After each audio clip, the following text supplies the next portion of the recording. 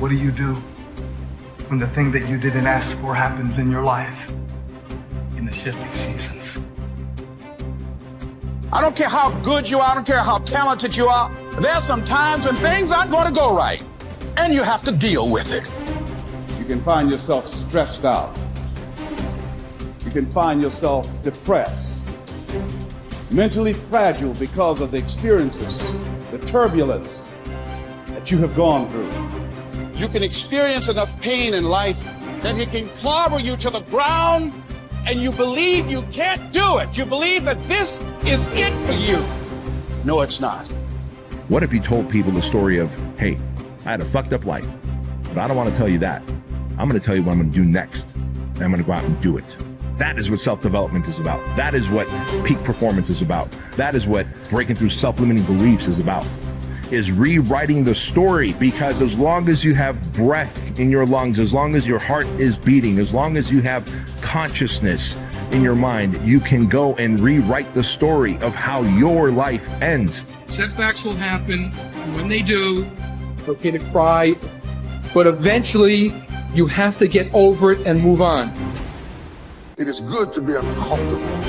I've never met anybody who was terribly creative or gifted or strong in leadership who was also comfortable. It's always those people who say, is there not a cause? Those exceptional people who are uncomfortable with the times and rise to the challenge because they refuse to allow the chaos around them to determine the conqueror within them.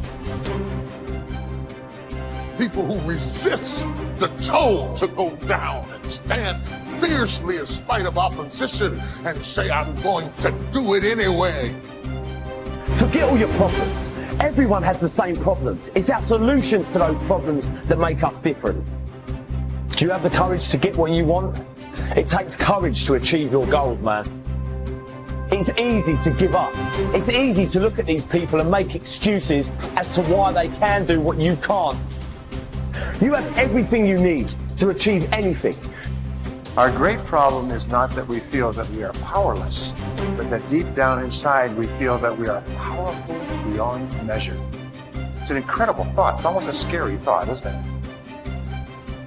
But it's also true, because the powers that you have are extraordinary. Have faith like a child. Adults are too skeptical. You may not be able to do all you find out. You may not be able to do all you find out, but you should find out all you can do. See, you don't want to wind up at the end of your life and discover that you've lived only 1/10 of it. And the other 9/10 went down the drain. Be curious. Get excited like a child over your ability to make yourself do anything for change. The law of use. And it goes something like this. Whatever you don't use, you lose. Lack of use causes loss. You lose automatically when you quit. The same thing goes for all the human virtues. Ambition, unused, declines. Strong feelings, unused, diminish. It doesn't grow. Faith, unused, decreases. It's a law. Today unused is lost. A talent unused is lost. An ability unused is lost. So here's one of the key expressions of the evening. Take a new inventory of yourself. Starting tomorrow, new project. Take a new inventory and make sure that all of your talent and ability and mentality and ingenuity and vitality and strong feelings, faith, courage, make sure that all you've got's being used. Otherwise, you lose. Repetition, repetition, repetition. Go over it. And if you repeat it, go over it, sure enough, someday, some mysterious day, the idea takes root, starts to grow, and shows up in your personality and your lifestyle. I don't care where you come from. I don't care where you were raised. I don't care what color you are. I don't care what gender you are. I don't care about any of that If you invest in yourself consistently, if you do the work consistently, 1 + 1 is always going to equal 2. 10 years of motherfucking work is going to pay off. Dig deep. Take accountability for your goals, dreams, and aspirations. Ain't nobody gonna give you nothing. Ain't nobody gonna give you nothing you ain't working for. And the reason why some of you can't get to that next level, we don't have enough stuff in you to push you to get through some of the hell you gotta go through. That house ain't gonna get you through that hell. That car ain't gonna get you through that hell. You only go to another level when you're on this level and you eating out of trash cans and you say, enough is enough. I'll do whatever it takes. Do you, be you, for you. Bye.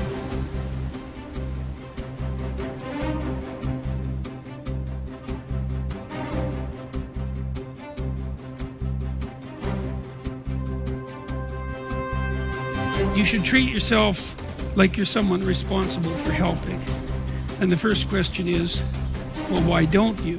And the answer is, well, there's a lot wrong with you, you know?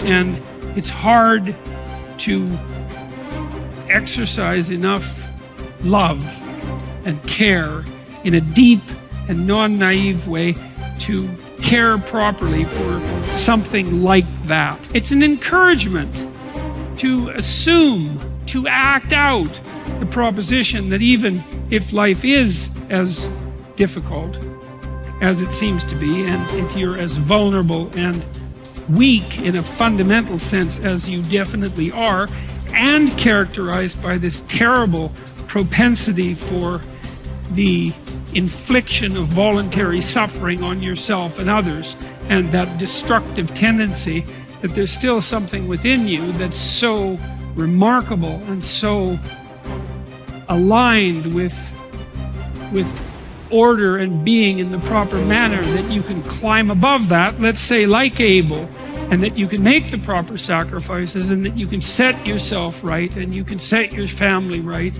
and you can set the world right, and that the mere possibility that that might occur, that that might be within the realm of potential, means that you have a moral obligation to exercise the responsibility to take care of yourself as if you're something that matters.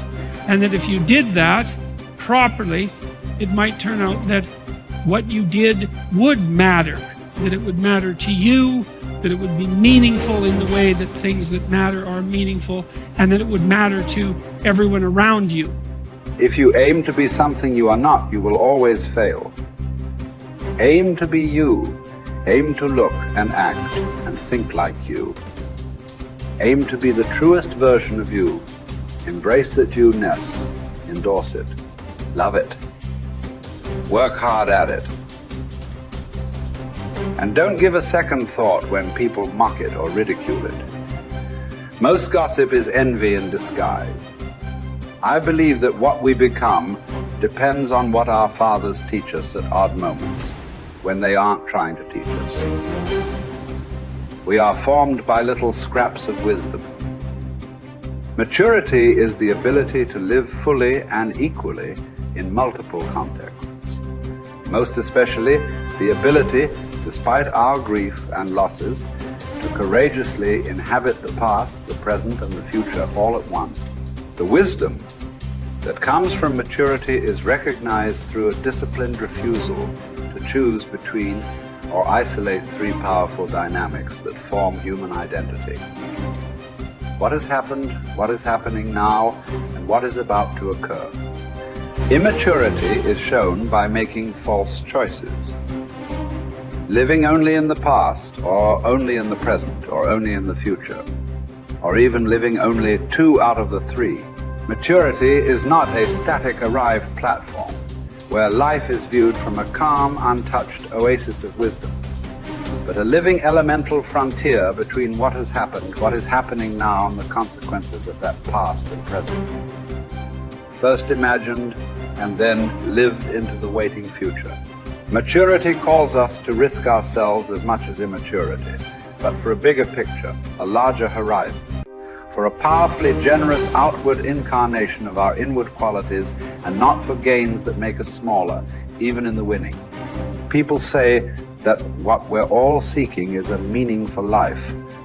I don't think that's what we're really seeking. I think that what we're seeking is an experience of being alive, so that our life experiences on the purely physical plane will have resonances with our own innermost being and reality, so that we actually feel the rapture of being alive. Believe me, there is no such thing as great suffering, great regret, great memory.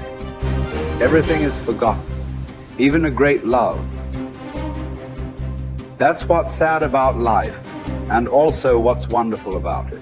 There is only a way of looking at things, a way that comes to you every once in a while.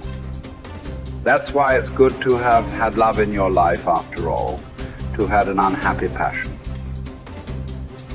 It gives you an alibi for the vague despairs we all suffer from.